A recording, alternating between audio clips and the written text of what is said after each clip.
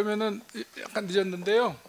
여러 가지 양해를 부탁드리고 우리 이장로님 기도해 주심으로 시작하겠습니다.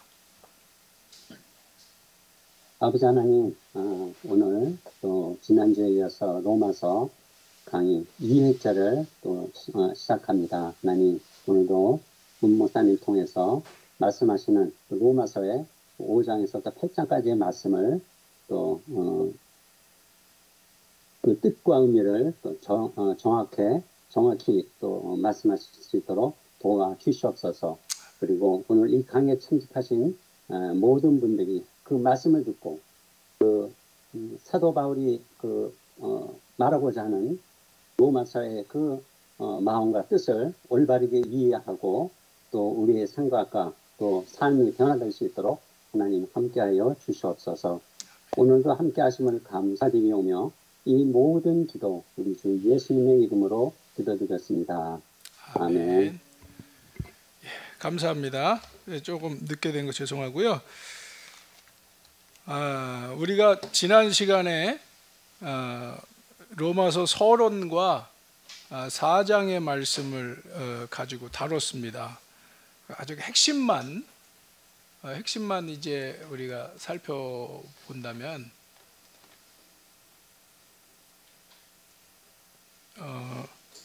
자, 우리가 16, 17절이죠. 한번 읽어보겠습니다. 내가 복음을 부끄러워하지 아니하노니 이 복음은 모든 믿는 자에게 구원을 주시는 하나님의 능력이 됨이라. 먼저는 유대인에게요 그리고 헬라인에게로다. 복음에는 하나님의 의가 나타나서 믿음으로 믿음에 이르게 하나니 기록된 바 오직 의인은 믿음으로 말미암아 살리라. 우리가 이 말씀을 함께 나눴는데요. 인간의 공로주의를 배제하는 것이죠. 오직 하나님의 의이신 예수 그리스도를 믿음으로 이제 의에 이르는 복음만이 구원의 길이다. 그래서 우리가 이제 다른 건 다 이제 지난번에 다루었기 때문에 그 핵심만 이제 지금 말하고 있는 건데요. 자, 27절, 3장 27절 읽겠습니다. 시작. 그런즉 자랑할 때가 어디 있느냐? 있을 수 없느니라. 무슨 법으로냐? 행위로냐? 아니다. 오직 믿음의 법으로니라. 그렇습니다. 믿음으로 의에 이르게 되는 것이죠. 자, 그게 믿음의 법이다. 그렇다면 이제 우리가 최종 결론으로 일단 31절 한번 읽어보겠습니다. 그런즉 우리가 믿음으로 말미암아 율법을 파괴하느냐? 그럴 수 없느니라. 도리어 율법을 굳게 세우느니라.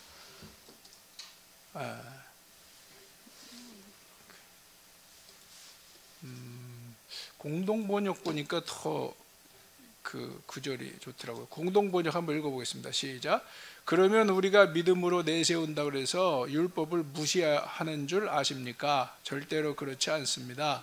오히려 율법을 존중합니다. 이렇게 표현하고 있는데요.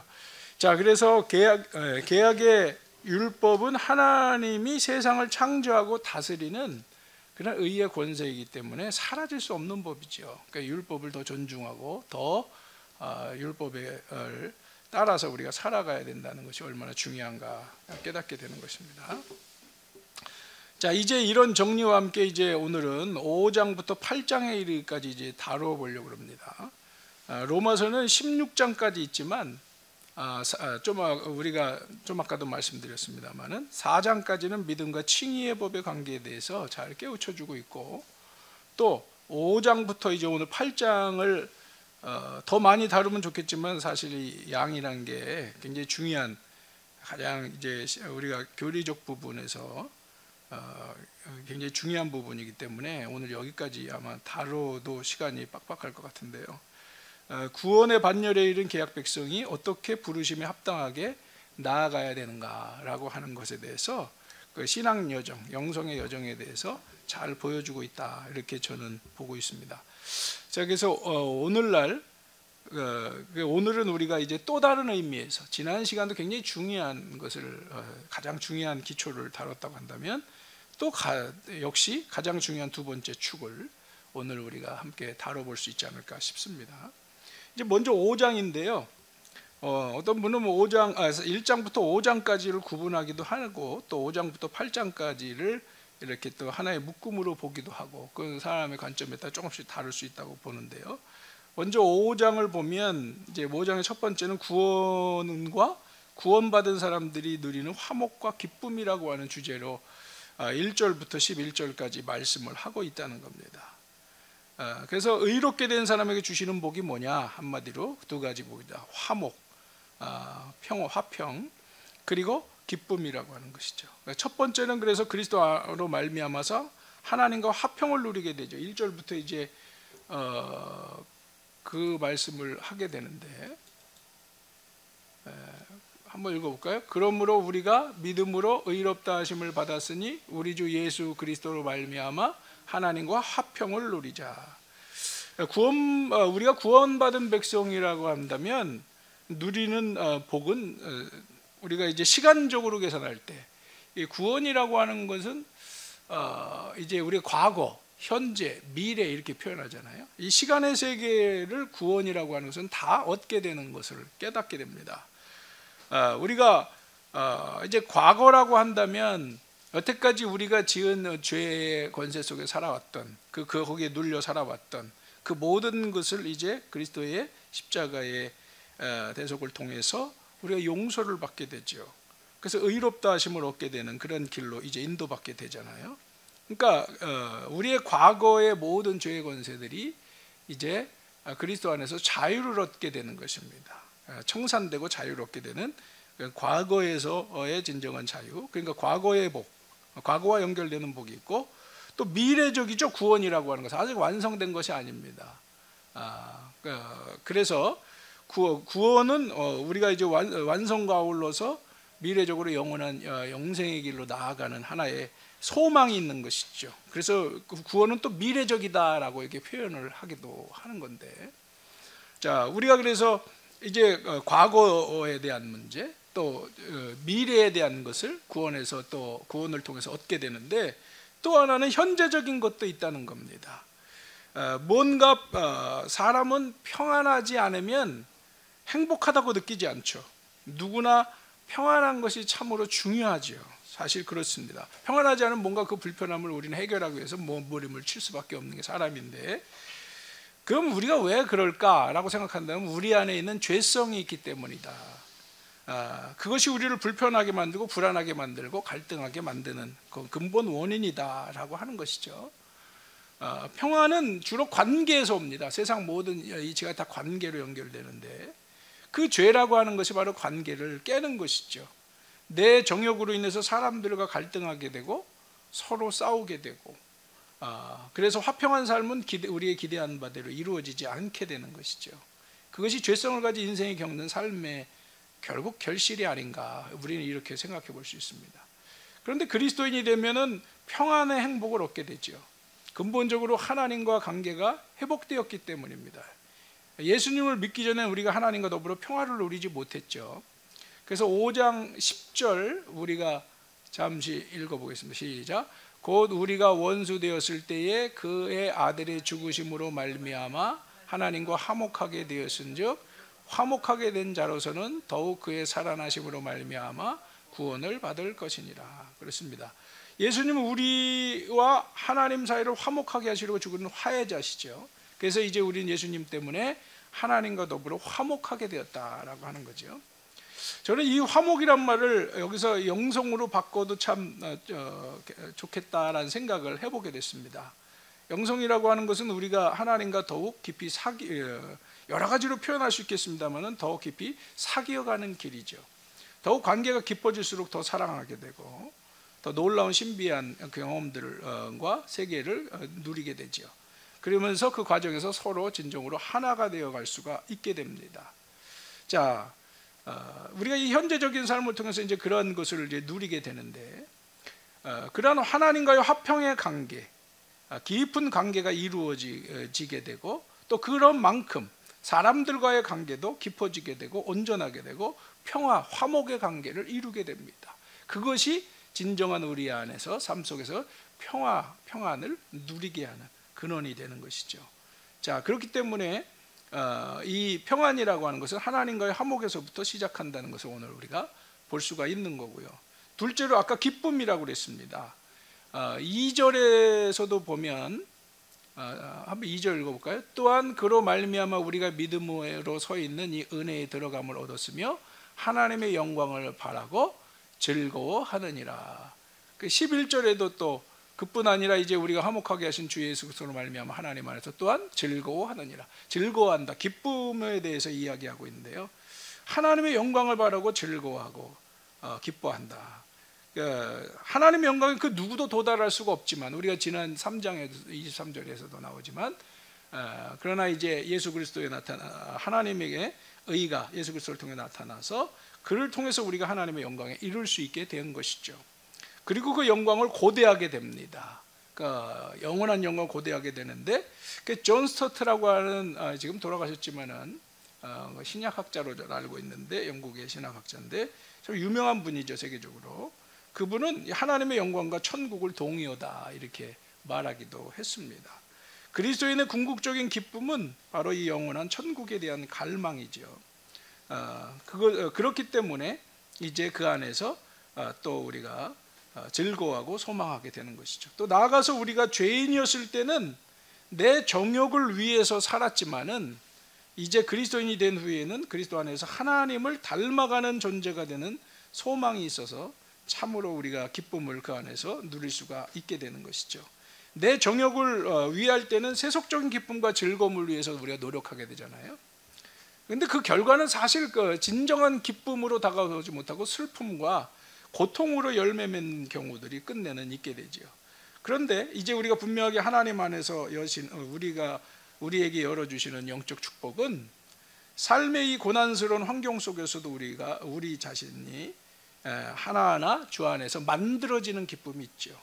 사역을 위해서나 삶에 주어진 가정에서 우리는 고난을 여러 가지로 겪을 수가 있습니다. 우리가 원하든 원하지 않든 그런 상황들을 많이 찾아오게 마련이고, 또 복음적으로 살려 하다 보면 고난의 상황들은 오히려 우리에게 더 친근하게 다가올 수도 있습니다. 그런데 그런 고난의 인생을 우리는 기꺼이 용납하고 적극적으로 우리가 이제 믿음으로 나아갈 때 풀어갈 수 있습니다. 그리고 또 거기에 놀라운 하나님의 구원의 신비가 있어 우리가 만들어지는 그런 일을 경험하기도 하는 거죠.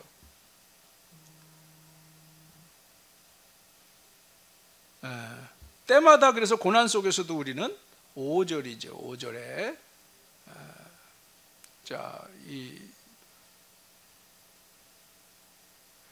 이제 여기서 계속 이어지는데 3절부터 쭉 보면 5절까지, 다만 이뿐 아니라 우리가 환난 중에도 즐거워하나니 이는 환난은 인내를, 인내는 연단을, 연단은 소망을 이루는 줄 알미로다. 소망이 우리를 부끄러워하지 아니함은 우리가에게 주신 성령으로 말미암아 하나님의 사랑이 우리 마음에 부은 바 됨이니. 그렇습니다. 그래서 고난 속에서도 우리가 이제 즐거워한다. 여기 특별히 이제 그렇게 말씀하는 거죠. 이 기쁨. 그렇습니다. 그래서 고난은 우리를 인내하게 만드는데, 인내는 사실 하나님의 인격이다 이렇게 말할 수 있습니다. 인내를 배우는 일이 인생에서 참 중요하다라는 걸 생각하게 되는데, 일일이 다 찾을 수 없지만 갈라디아서 6장 9절에 이런 말씀이 있어요. 우리가 선을 행하되 낙심하지 말지니 포기하지 아니하면 때가 이름에 거두리라. 아주 귀한 말씀인데요.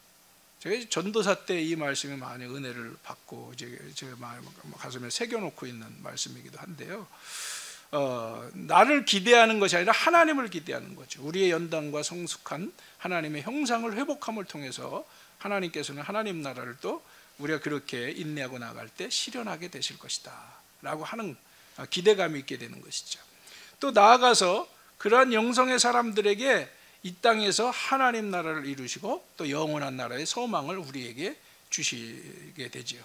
우리는 이것을 믿기 때문에 고난의 현장 속에서도 인내하고 연단을 받고 오늘 말씀대로 즐거움, 기쁨으로 기꺼이 살아가게 되는 겁니다.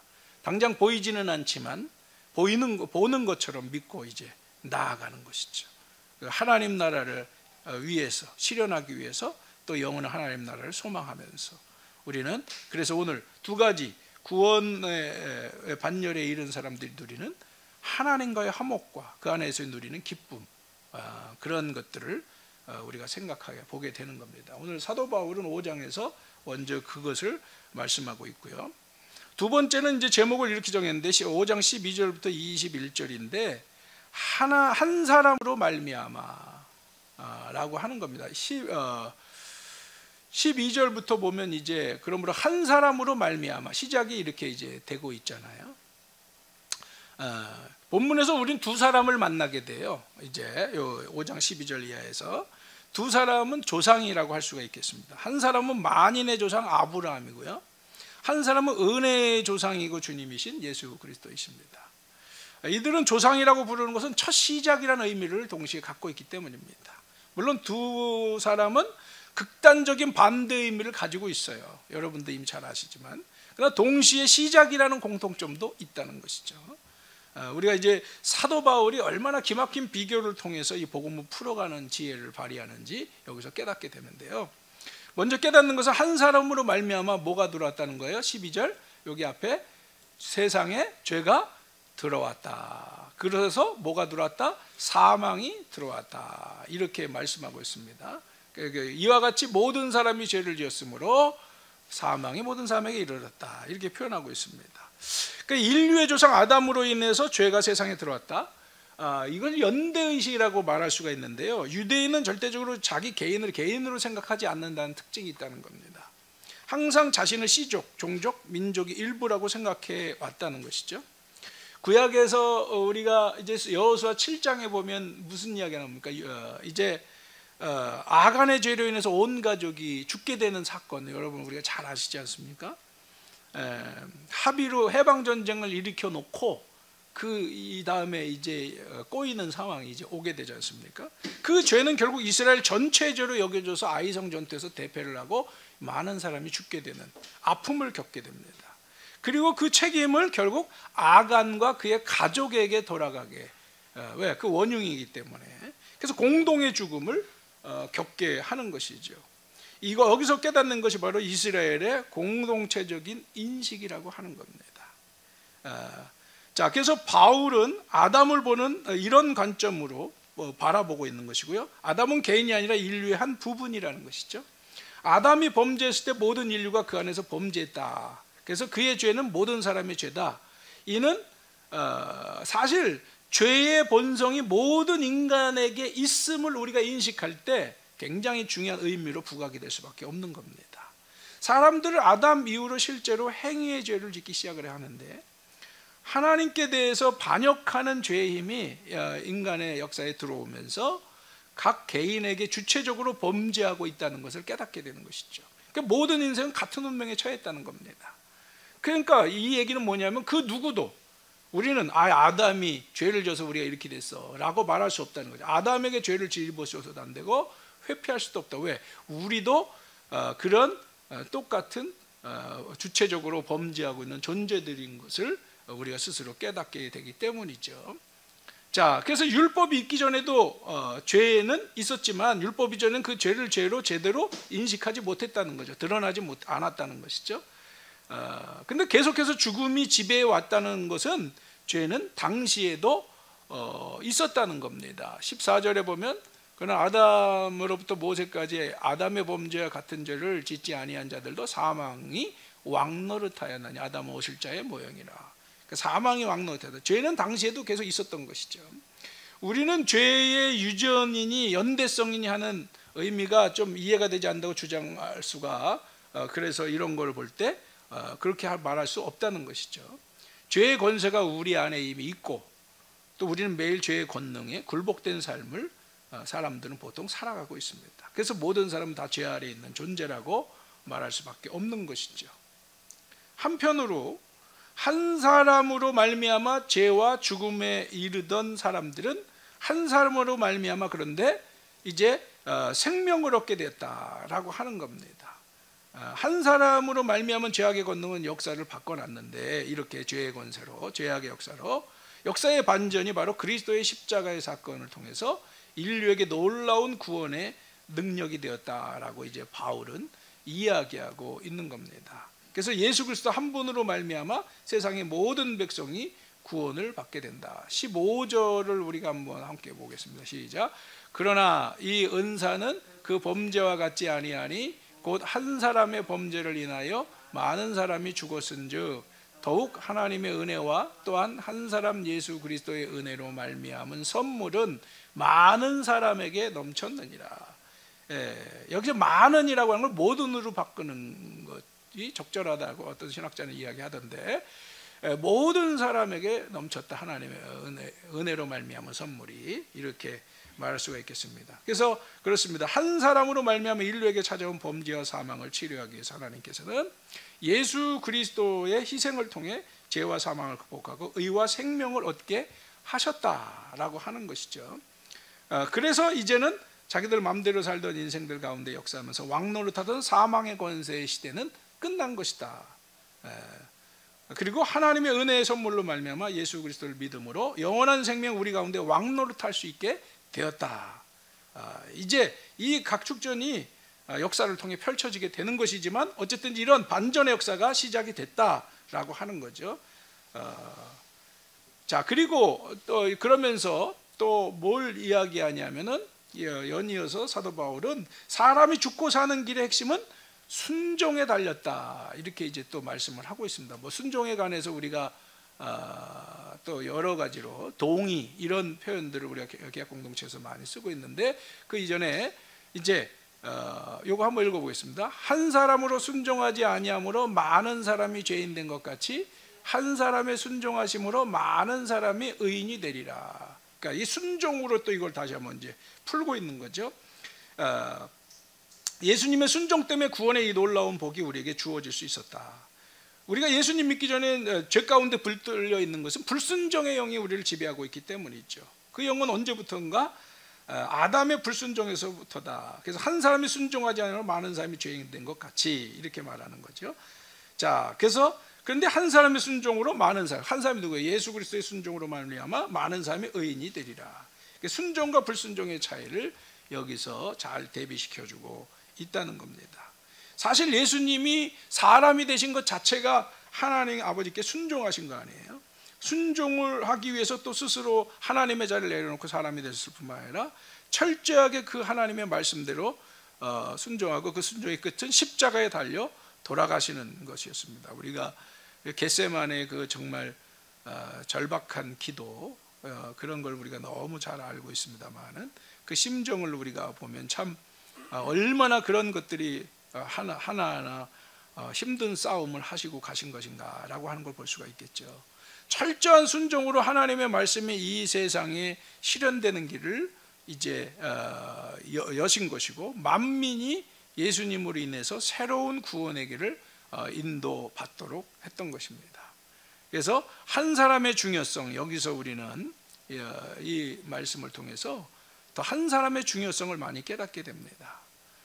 죄악에 관여하고 왕노릇하는 세상 가운데서 믿음으로 순종해서 거룩한 그런 하나님 나라의 뜻을 이 땅에 실현하는 데 쓰임받는 깨어있는 한 사람, 깨어있는 우리 한 사람이 공동체 전체를 움직일 수 있고 또 만민에게 복을 공급하는 사람이 될 수 있음을 우리는 깨닫게 되는 것이죠. 그래서 한 사람으로 깨어있는 한 사람이 있으면 예루살렘을 멸망하지 않겠다는 예레미야를 통한 말씀도 우리가 기억하게 되고요.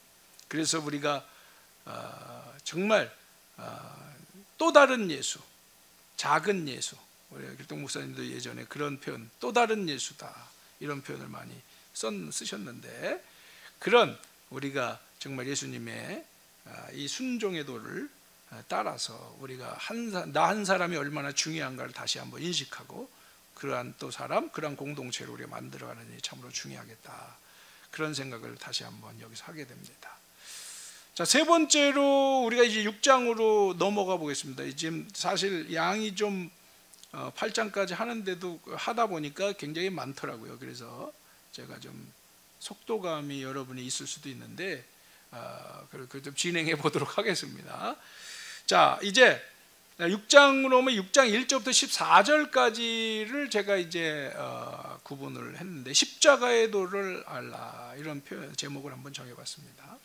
의롭다 인정함을 받고 구원의 길로 나아가는 자의 복에 대해서 우리가 이제 5장에서 봤고, 사도 바울은 이후에 뭘 강조할까요? 예수님의 십자가의 대속, 우리는 이제 우리 예수님과의 새로운 계약을 이라고 말하죠. 믿음으로 구원에 이르게 되는 것을 새 계약이라고 말하는데, 자, 이것을 다른 표현은 십자가의 도라고 여기서 한번 표현하는 것도 적절할 수 있겠다라는 생각이 드는데요. 이 말씀이 어떤 깊은 영적인 의미를 가지고 있는지 사도 바울은 선포하고 있습니다. 먼저 십자가의 도는 우리가 죄를 용서받았을 뿐 아니라 죄에 대해서 죽었다고 말하는 것입니다. 죽었다. 1절을 우리가 이제 보면은 한번 읽어보겠습니다. 그런즉 우리가 무슨 말을 하리요? 은혜를 더하게 하려고 죄에 거하겠느냐? 이렇게 질문이 나옵니다. 이 말씀은 우리가 5장 마지막에 보면요, 율법 이렇게 돼 있어요. 죄가 더한 곳에 은혜가 넘쳤다, 이런 표현이 나옵니다. 이거는요, 이게 왜 이런 말이 나오냐면, 어떤 사람들이 이제 바울의 복음을 이제 비판하고 조롱하면서, 은혜가 넘치게 하려면 우리가 그럼 죄를 더 지면 되겠네. 그럼 은혜가 더 커질 거니까. 뭐 이런 식의 궤변을 늘어놓는 거예요. 그러니까 바울은 이에 대해서 이제 반문하는 겁니다. 그런 상황에 대해서. 그러면 우리가 무슨 말이에요? 은혜가 더하려고 죄에 더하겠느냐? 다시 한번 보지만 그럴 수 없느니라, 이렇게 말하는 거죠. 왜? 한번 여기 읽어봅시다. 죄에 대하여 죽은 우리가 어찌 그 가운데 더 살겠느냐는 것입니다. 이렇게 이제 말씀하고 있는 겁니다. 그래서 우리가 신앙의 역할이란 게 뭐예요? 죄를 범하게 하려고 범하도록 조장하는 게 아니라 죄의 삶에서 벗어나게 하는 게 신앙의 의미고 권세잖아요. 이게 참된 종교라고 저나 여러분은 다 동의할 것입니다. 여기서 우리는 예수님께서 우리의 죄를 대속해 주셨다는 것의 의미를 바로 회복해야 되는 거죠. 그래서 이제 3절 한번 읽어보겠습니다. 시작. 무릇 그리스도 예수와 합하여 세례를 받은 우리는 그의 죽으심과 합하여 세례를 받은 줄 알지 못하느냐. 그러므로 우리가 그의 죽으심과 합하여 세례를 받음으로 그와 함께 장사되었나니 이는 아버지의 영광으로 말미암아 그리스도를 죽은 자 가운데서 살리신 것 같이 우리로 또한 새 생명 가운데서 행하게 하려 함이라. 그렇습니다. 예수님이 우리를 십자가 지셨다는 걸 믿는다는 거, 그냥 믿는다. 우리 케노스 공부하신 분들은 이거 잘 이해하고 있지만 오늘 다시 한번 눈으로 이렇게 로마서를 통해 바울 사도가 뭐라고 얘기하는지 우리가 확인하는 자리였으면 좋겠다라는 생각이 드는데요. 우리가 믿는다는 것은 죄인인 우리 역시 예수님의 십자가에 함께 죽었다는 것입니다. 못 박힌 존재라는 걸 믿는 것이죠. 우리는 죽었다는 겁니다. 그러니까 우리가 이걸 전제하지 않으면 정말 이 믿는다는 것, 그 십자가의 권세, 이런 것에 대한 제대로 된 의미와 그 권세를 우리가 경험으로 나아가기가 참으로 어렵지 않을까. 저는 너무도 그런 것을 생각하게 됩니다. 예수님의 이름으로 세례를 받은 것은 예수님과 함께 죽어 장사된 것이다. 세례라고 하는 게 뭐예요? 침례잖아요. 침례라는 의미는 완전히 이제 우리가 온몸을 물에, 이건 약식 세례를 우리는 주로 하고 이제 침례교인들은 물론 침례를 합니다만은 유대교의 전통 세례 의식은 침례잖아요. 저도 성지순례 가서 그런 모습을 어제 보기도 하고 했는데, 곳곳에 이제 성지순례 가다 보면은 여기저기 다 가면 침례하는 곳이 다 있더라고요. 자, 근데 세례라고 하는 걸 바로 그런 거죠. 온몸은 물에 들어가는 순간 우리는 죽어서 무덤에 들어가는 것을 상징하는 거다. 그리고 그러므로 세례를 받는 것은 우리가 죄와 함께 죽었음을 선포하는 거룩한 예식이 된다. 그래서 우리가 예수님을 믿음으로 예수님과 연합해서 죽었다. 갈라디아서 5장 24절에 보면 그리스도 예수께 속한 사람은 정욕과 욕망과 함께 자기의 육체를 십자가에 못 박았다. 이런 표현을 써요. 십자가에 못 박았다. 자기를. 그리고 갈라디아서 2장 20절에 여러분이 이제 많이 외우시는 구절이니까 귀에 다 들어오실 거라 생각이 드는데요. 나는 그리스도와 함께 십자가에 못 박혔습니다. 이런 표현들을 쓰는 것은 굉장히 우리가 인식하는, 우리가 그리스도인으로서 죄에 대해서 알고 선언해야 될 영적 위치다, 정체성이다, 이렇게 분명하게 우리는 이것을 가슴에 새겨야 될 것이다 라고 하는 것이죠. 자, 나아가서 믿음으로 예수님과 함께 십자가에 죽은 사람은 또한 믿음으로 예수님과 예수님이 다시 사신과 연합해서 부활했다. 그렇죠? 여기 6절 읽어볼까요? 시작. 만일 우리가 그의 죽으신 것 같은 모양으로 연합한 자가 되었으면 또한 그의 부활하신 것 같은 모양으로 연합한 자도 되리라. 그러니까 5절에도 나오죠. 또 8절에도 또 나오죠. 죽었으면 함께 살 줄을 계속 반복해서 10절, 11절에서도 또 반복이 되고 있습니다. 계속 이 말씀을 강조하고 있는 거예요. 신앙은 옛사람의 죽음과 동시에 새사람의 탄생을 의미한다는 것이죠. 그래서 예수님이 이루신 십자가 부활의 사건은 우리가 믿음으로 동시에 경험하는 사건이다. 이게 진정한 의미의 세계약의 권세다. 십자가 부활, 십자가의 도라고 우리가 표현하지만 이 십자가 부활의 권세죠. 세계약을 통해서 얻을 수 있는 권세라고 하는 것입니다. 오늘날 그래서 그리스도인들의 신앙은 왜 힘이 없고 잘하지 못하고 죄를 제대로 이기지 못할까? 저를 비롯해서 정말 이런 부분들을 우리가 많이 돌아보게 되고 괴로워하게 되고 정말 고민하고 기도하게 되는데요. 그것은 우리의 새로운 영적 위치에 대한 분명한 이해가 오늘 말씀 바울이 말씀한 것처럼 이런 이해가 좀 부족한 부분도 많이 있어요. 오늘날 교회들이 특히 이런 부분에 대한 강조가 많이 약한데 그로 인해서 신앙의 위력을 진정으로 경험하지 못하고 있기 때문이다. 내가 바로 누구인지 아는 거, 바로 아는 거, 이것만도 우리가 얼마나 중요합니까? 삶의 목적과 방향을 분명히 찾을 수 있기 때문에 거기서 삶의 대단한 변화를 추구해 갈 수 있는 것이 아닌가라는 생각을 하게 되는 것이죠. 자, 먼저 이 모든 신앙의 이야기들은 영적인 사건임을 가슴에 우리가 깊이 새겨야 된다. 영적인 것은 영적으로 알 수 있고 그 알 수 있을 때 우리가 경험으로 나갈 수 있고 진정으로 그것을 우리가 고백할 수가 있는 거죠. 그러니까 우리가 머리 신앙이다 이런 이야기를 하는데 머리로 이해할 수는 있지만 사실 머리로 이해하는 거예요. 설교를 다 들으면 아니면 말씀을 배우면 우리는 머리로는 어느 정도 인식을 하잖아요. 근데 그것으로 우리가 다 아는 게 아니잖아요. 믿어지지 않는 게 제일 문제죠. 사실은 그 아는 지식으로 온전해지는 게 아니다. 머리로 하는 것은 시작에 불과할 뿐이고 도움도 되지만 거기에 머물러 있을 때는요 신앙이 자라지 않고 오히려 교회 안에서 공동체 안에서 문제가 되고 장애를 일으키는 경우들도 있더라. 머리에서 우리가 머리만 커진다 이런 말을 쓰잖아요. 그래서 제일 중요한 건 몸으로 아는 거다. 오늘 사도 바울이 이런 걸 우리가 알미다 뭐 이런 표현들을 자주 쓰는데 안다라고 하는 거, 에피그노시스, 뭐 그노시스 이런 표현들이요 몸으로 아는 것을 의미하는 거거든요. 이게 사도 바울이 안다라고 이야기할 때 몸으로 십자가를 경험하는 거, 경험을 통해서 아는 거 이런 것이 굉장히 강조되고 있다는 겁니다. 사도 바울은 이것을 온몸으로 이제 일상 속에서 이제 경험하고 그래서 그 십자가를 지는 삶을 이제 살고자 굉장히 이제 헌신을 하는데 저는 사도 바울의 신학과 에베소서가 아니지 신학과 영성의 가장 기초적으로 잘 보여주는 구절이 저는 이것이라고 생각합니다. 사람들은 보통 12절부터 3장 12절 내가 뭐 얻었다함도 아니요 이런 얘기 참 많이 하는데 제가 이 가장 사도 바울이 강조하는 자신의 신학 영성 그리고 여기서 사역이 나왔다고 보는데요. 이 두 구절이라고 생각을 합니다. 한번 우리 읽어보겠습니다. 시작. 내가 그리스도와 그의 부활의 권능과 그의 고난에 참여함을 알고자 하여 그의 죽으심을 본받아 어떻게 해서든지 죽은 자 가운데서 부활에 이르려 한다. 사실은 이 바울의 정말 온몸으로 경험하는 신학이 있었고 영성이 있었기 때문에 그는 날마다 말 그대로 이제 이 십자가 부활을 경험하기 위해서 십자가의 길을 가는 것이죠.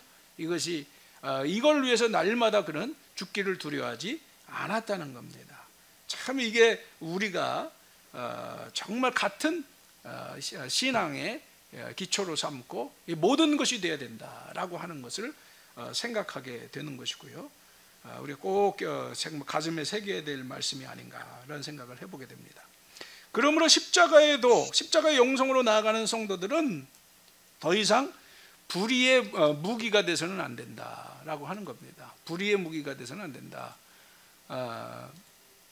이제 바울은 이런 말씀을 주면서 계속해서 이제 이런 이야기를 하게 되고 있죠. 그래서 한번 12절 13절 읽어보겠습니다. 시작. 그러므로 너희는 죄가 너희의 죽을 몸을 지배하지 못하게 하여 몸의 사욕을 순종하지 말고, 또한 너희 지체를 불의의 무기로 죄에게 내주지 말고, 오직 너희 자신을 죽은 자 가운데서 다시 살아난 자와 같이 하나님께 드리며 너희 지체를 의의 무기로 하나님께 드려라. 그렇습니다. 더 이상 불의의 무기로 드려서는 안 된다. 죄에게 내어줘서는 안 된다. 의의 무기로 하나님께 드려야 된다. 우리 옛사람은 예수님의 은과 연합해 십자가에 죽었기 때문이라는 것이죠. 그런데 사실 우리 현실은 죄 아래 여전히 놓여 있게 되는 부분을 우리는 인정하지 않을 수가 없는데요. 이게 이제 영적 싸움의 하나의 중요한 숙제가 되는 것이죠.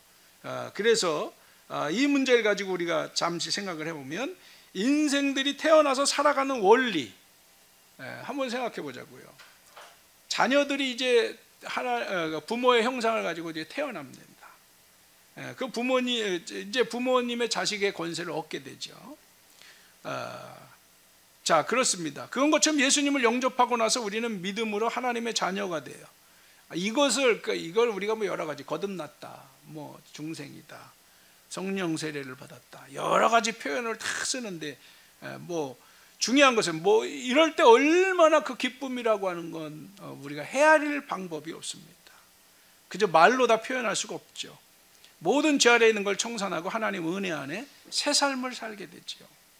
그런데 동시에 그것으로 끝나는 게 아니에요. 자식은 부모님의 상속자로 살기 위해서는 이제 성장해야 되는 것이죠. 합당한 인격과 가문의 생활 방식을 배워야 되는 것이고, 또 어린아이는 아직 어리고 부족하기 때문에 부모님 밑에서 인격과 생활 방식을 배우고 잘못된 것들을 고쳐가고, 그래서 정상적이고 건강한 인생을 살아갈 수 있게 돼야 됩니다.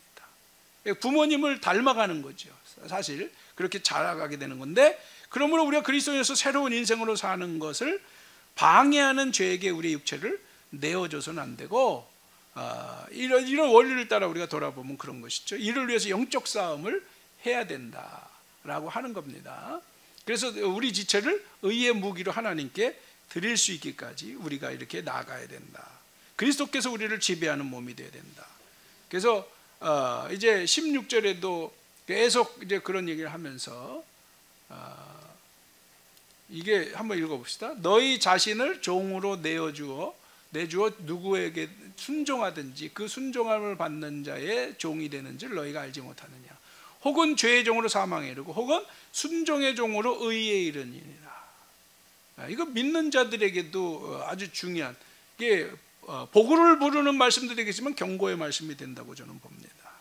그래서 죄의 종이 될 수도 있다. 방치하게 되면, 믿음을 발휘하지 못하게 될 때 그 불의의 무기로 나도 모르게 사용될 수도 있다는 이런 경고가 이 안에는 담겨져 있는 것이죠. 그래서 영적으로 항상 깨어 있어야 된다는 것입니다. 우리가 갈라디아서 2장 20절 너무 잘 아는 말씀인데 전체를 보면 한번 우리가 읽어보겠습니다. 시작. 내가 그리스도와 함께 십자가에 못 박혔나니 그런즉 이제는 내가 사는 것이 아니에요 오직 내 안에 그리스도께서 사시는 것이다. 이제 내가 육체 가운데 사는 것은 나를 사랑하사 나를 위하여 자기 자신을 버리신 하나님의 아들을 믿는 믿음 안에서 사는 것이다. 그렇죠. 이제 내가 사는 것이 아니다. 오직 그리스도께서 사시는 것이다. 정말 그리스도께 나를 내어드리는 삶이잖아요. 그런 영성으로 우리가 나아가야 되고, 그래서 의의 무기로 우리가 사용되어져야 된다 라고 하는 겁니다. 그래서 나는 의의 종이어야 된다. 이게 좀 아까도 뭐 연결해서 말씀을 드렸습니다. 우리가 자신의 정체성을 이처럼 바로 아는 일이 참으로 중요한데,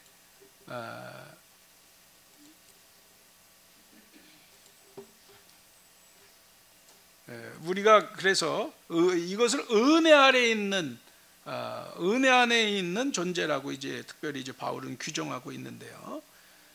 정말 우리가 은혜 아래에 있다는 것은 엄청난 것이죠. 하나님 안에 살고 있다는 것이고, 그것은 예수님이 사람이 되시고 십자가에 죽기까지 복종하신, 순종하신 그 정말 값비싼, 우리가 정말 헤아릴 수 없는 그리고 치를 수 없는 그러한 고귀한 희생을 통해서 세워진 것 아니겠습니까? 그렇기 때문에 우리는 그를 통해서 우리도 이제 죄와 상관없는 사람이 되고 죄에 대해서 죽은 사람이 되고 이제 의에 대해서 이제 다시 이렇게 태어난 사람으로서 우리가 이렇게 살아가야 되는 것이죠. 그러니까 이것을 잊어버리는 순간 우리는 모든 것을 잊는 것이고, 모든 걸 잊는다는 건 모든 걸 잃어버린다는 의미와 동일하게 되는 것이죠.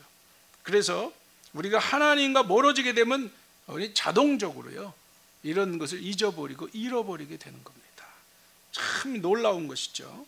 우리 여러분도 그렇고 저도 그렇고 신앙의 경험을 통해서 우리가 승강진태라고 하는 걸 다 겪기 때문에 이런 의미들이 얼마나 정말 중요하고 큰 것인지를 우리는 잘 알고 있습니다. 약해지기도 하고 멀어지게 보기도 하고 흔들려 보기도 하고 또 다시 고양되기도 하고 은혜를 받기도 하고 우리가 그런 경험들이 참 많이 있지 않습니까? 그래서 우리가 참 이런 말씀들을 깊이 정말 헤아리면서 이제 나아가야 될 텐데요. 뭐 우리가 옛날을 기억해보고 또 약할 때를 기억해보면 너희가 죄의 종이 되었을 때에 의에 대해 자유로웠느니라. 그런데 너희가 그때 무슨 열매를 얻었느냐? 이제는 너희가 그 일을 부끄러워하나니 이제는 그 마지막이 사망이다. 정말 부끄럽잖아요. 정말 주마등 뭐 스쳐가다가 쫙 스쳐가는데요. 정말 부끄러운 거 말로 다 담을 수도 없고 감당할 수도 없는 그런 것들이 있습니다. 그런데 참 우리가 신앙생활을 하면서도 여전히 저는 이 믿는 분들에게도 사도 바울이 로마 교회에게도 이런 말씀을 하는 것은 우리가 또다시 그런 노출이 실제로 일어나고 있고 일어날 수 있다는 것에 대한 계속 경계를 하고 있는 것으로 계속 깨달아지는 거죠. 그러니까 지금 이런 말씀들을 계속 이제 로마서를 통해서 특히 6장에서도 강조하고 있는 것이잖아요. 그런 의미들을 잘 생각해야 됩니다. 우리가 자꾸 어리석어서 잘못된 길로 간다는 거예요. 그래서 이런 다시 죄의 노예가 될 수 있다. 베네딕트 수도원에서는요, 수도사가 되려면 처음 1년간은 견습생이 된다는 거예요. 그 기간 동안은 자기가 세상에서 입던 옷을 자기 방에 걸어 놓는다는 거예요. 왜? 그러다 내가 해보다 보면 못하겠으면 다시 입고 돌아가라는 거예요. 자, 그래서 옛것이 좋으면 그 옷을 입고 돌아가는 겁니다. 그 이전의 삶을 혐오하는 사람은 그것을 절대 입지 않고 새 삶을 살겠죠. 새 사람이 돼서 나아가고자 하겠죠. 그 시간을 주는 겁니다. 그런 것처럼 그 안에 상징적으로 좀 우리에게 주는 예화라고 생각을 하는데요. 우리의 정체성을 바로 알고 옛사람이 죽었음을 선포하고 정말 아까 우리가 봤지만 이제 하나님의 사람이 됐다는 게 얼마나 귀한 평화와 또 기쁨이 있는 것인가를 우리가 생각하면서 고난 속에서도 우리가 그것을 잃지 않을 수 있다는 걸 깨닫게 되면서 우리가 이제 나아가는 일이 참 중요하다. 특히 16절에 보면 이 16절에 보면 이게 현대인가요? 여기 앞부분에 보면 이렇게 표현해요. 사람은 누구나 자신이 섬길 주인을 스스로 선택할 수 있습니다. 이 얘기는 뭐냐면요, 여전히 우리는요 의의 길이 얼마나 좋은지 그것이 바꿀 수 없는 복인지를 생각하지만 내가 어리석고 내가 연약하면 내가 죄의 종이 될 수도 있다는 겁니다. 옛 계약의 사람들에게서도 그런 걸 우리가 봐왔잖아요. 새 계약은 다른가요?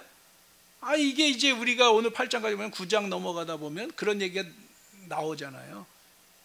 여러분 이미 뭐 어느 정도 그런 거 다 알고 있는데 그게 이제 유대인들과 이방인의 관계를 말하면서 사도 바울이 그런 거에 경계를 하는 장면들이 다 나오잖아요.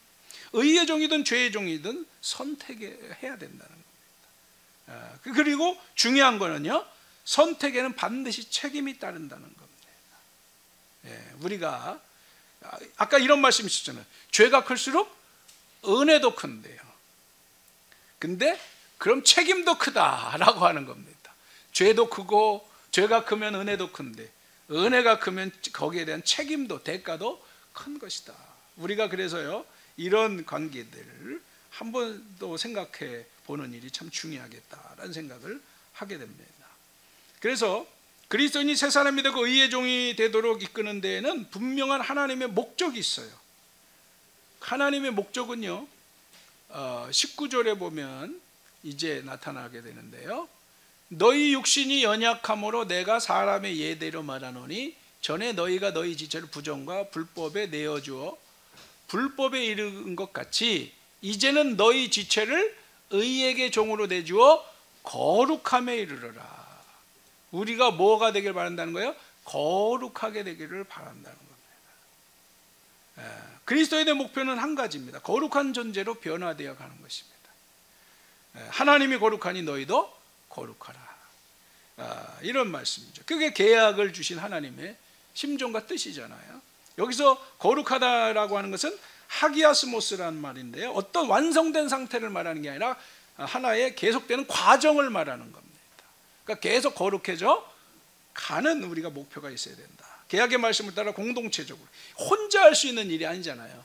우리가 그래서 공동체, 교회가 존재하는 거고, 구약에는 이스라엘 공동체, 신약에는 교회 공동체가 있는 거다. 우리가 누누이 그런 건 들어왔고 새겨왔습니다. 공동체적으로 함께 거룩함을 추구해 나아가는 겁니다. 그 거룩함의 구체적인 건 우리가 지금 제가 말씀 안 드려도 나중에도 뭐 다루긴 하겠습니다만은, 이제 생각해 봐요. 삶의 현실의 문제들을 바라보고 아파하면서 그 문제 해결을 위해서 먼저 우리 공동체가 더불어서 고뇌하며 실천해 가는 노력들이 필요한 것이죠. 세상 사람들이 경제적인 고통과 아픔 속에 있으면 우리 공동체가 먼저 경제 공동체, 지금 그런 걸 우리 많이 논의하고 고민하고 있는데, 경제 공동체를 세워가기 위해서 또 우리가 먼저 모범적으로 집중하고 씨름해 가는 이런 씨름들. 지금 또 생태계 파괴 얼마나 심각합니까? 나중에 8장에 가면 좀 이야기할 시간이 있는데, 그런 것들을 우리가 고민하면서 우리가 생태계 파괴를 막기 위해서 우리가 할 수 있는 최선이 뭐냐, 그거를 계명으로 세워서 우리가 지키기 위해서 함께 씨름해 가는 거. 지금 우리가 그런 부분들도 노력하고 있잖아요. 그렇습니다. 우리가 공동체 안에서 씨름을 제대로 할 수 있을 때에 세상에 대한 주도권을 때가 이르면 주신다는 거 아니겠습니까? 바로 이 부분을 우리가 깊이 또 생각해 봐야 되겠다라고 하는 겁니다. 한 가지 주제를 우리가 지금 더 다루어 보고, 오늘 조금 늦게 시작했으니까 감안해서 다뤄보겠습니다. 7장, 이제 6장은 이렇게 우리가 정리를 해보고, 7장을 앞부분 7장 1절부터 13절까지 내용을 우리가 이제 앞 시간에 다뤄보도록 하겠습니다. 새 남편 그리스도다, 이렇게 제목을 제가 붙여봤는데요. 새 남편 그리스도다.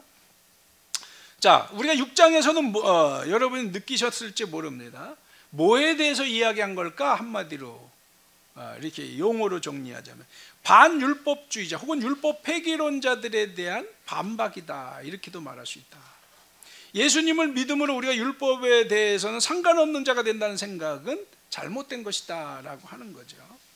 우리는 율법이 요청하는 의의 문제를 예수 그리스도와 함께 죽고 사는 놀라운 영적인 신비로운 권세를 통해서 이룰 수 있다는 것이죠.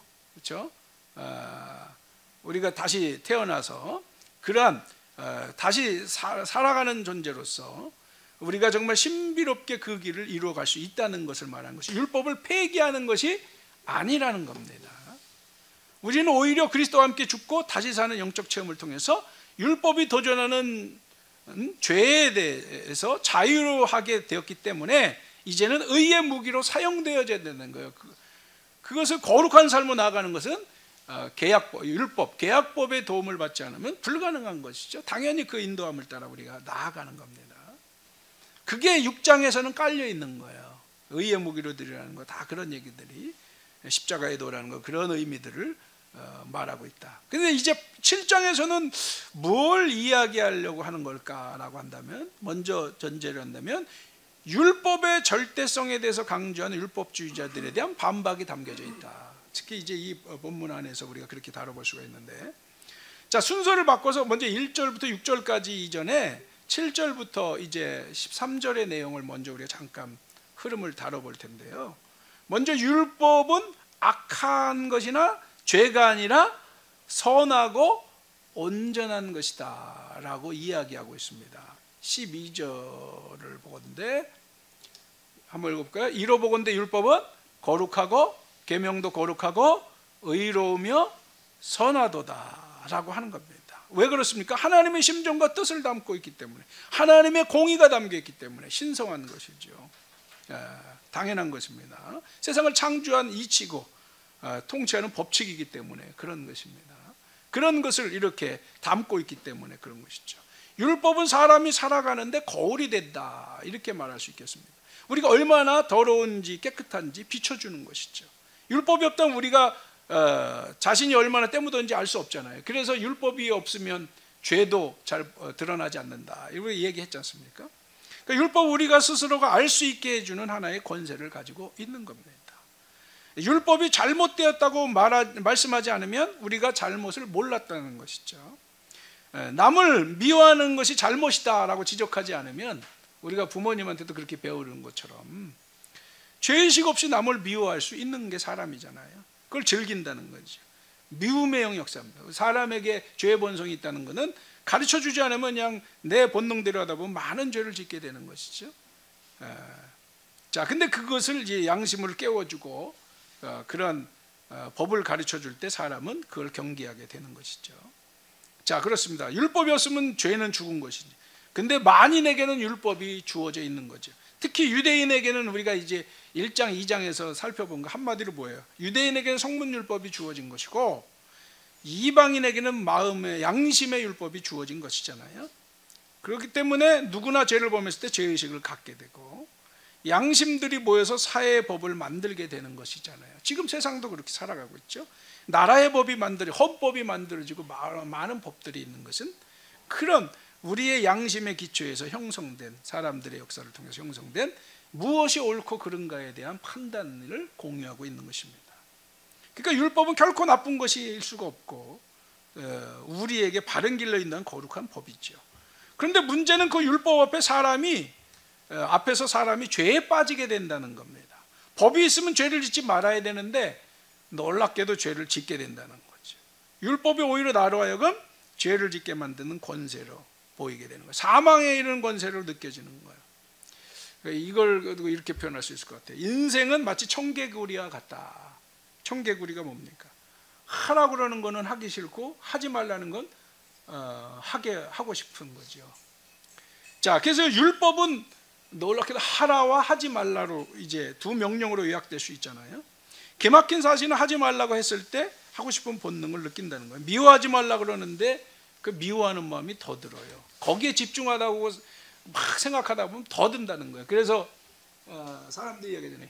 무언가 다른 데 집중하면 그것이 문제가 안 되는데, 그걸 떠나서 그것만 생각하면 벗어나기가 어렵다는 겁니다. 이런 얘기도 우리가 많이 하는데요. 그래서 율법이 의롭게 살려고 하면 불의에 대한 욕망도 또 해야 되는데 거꾸로 이제 막 역사하는 일이 벌어지게 되죠. 그래서 5절에 보면 우리가 육신으로 있을 때는 율법으로 말미암은 죄의 종역이 우리 지체 중에 역사하여 우리로 사망을 위하여 열매를 맺게 하였다. 이게 이제 결론이 되는 것이죠. 육신, 우리가 사륵스라고 그러는데요. 사르크스. 죄를 저지르고자 하는 죄의 본능, 육체 안에 있는, 이게 원래 육체라고 하는 거 아닙니까? 근데 어떤 죄성을 가지고 있는 본능, 그래서 범죄의 교두보다 이렇게 말할 수가 있을 텐데, 우리는 한쪽 마음이 양심에 의해서 죄를 짓고 싶지 않지만 육신의 정욕은 죄를 짓고 말게 하는 본능을 행사하게 됩니다. 결국 그래서 열매를 맺는 존재, 죄의 열매를 맺는 존재가 된다. 이렇게 오늘 5절에서도 정의하고 있잖아요. 더욱이 죄의 권세는 우리를 속여요. 11절에 보면 죄가 기회를 타서 계명으로 말미암아 나를 속이고 그것으로 나를 죽였느니라. 어떻게 속입니까? 죄를 지으면 뭔가 만족을 얻을 수 있다는 생각을 갖게 됩니다. 이게 내가 이렇게 하면, 그게 이제 잘못된 방법이죠. 그렇게 되면 해도 참 좋을 것 같다, 이게 좋은 결과를 부를 것 같다. 그런데 사실은 당장에는 그렇게 보일 수도 있지만 그런 진정한 의미의 만족을 얻는 경우는 한 번도 없다는 것이죠. 또 죄는 우리를 핑계댈 수 있어서 빠져나갈 수 있다는 속음수에 스스로 빠지기도 합니다. 그러나 이걸 방어할 수 있는 사람은 없다는 거죠. 심은 대로 거두는 게 하나님의 진리 아닙니까? 도피할 수도 없는 거예요. 결국 우리를 불행하게 만드는 것이죠. 어떤 모양이든 결과는 그렇게 올 거에 될 것입니다. 그러니까 죄는 우리를 속이고 속이는 거예요. 매일 우리는 또 속기도 하는 겁니다. 이게 죄의 정욕에 붙들린 인생들의 슬픈 현실이죠. 그래서 우리는 이렇게 고백할 수 있어요. 율법으로 말미암아 죄는 살아나고 나는 죽었다. 이렇게 말하는 것이죠. 율법으로 말미암아 이제 죄는 여기잖아요. 전에는 율법 깨닫지 못한 내가 살았더니 계명이 이름에 죄가 살아나고 나는 죽었도다. 율법으로 말미암아 죄는 살아나 나는 죽은 거죠. 이제 이런 것들을 깨닫게. 우리는 그래서 율법은 우리를 정죄하고 우리는 사형수가 될 수밖에 없는 그런 우리의 인생의 현실을 보게 되는 겁니다.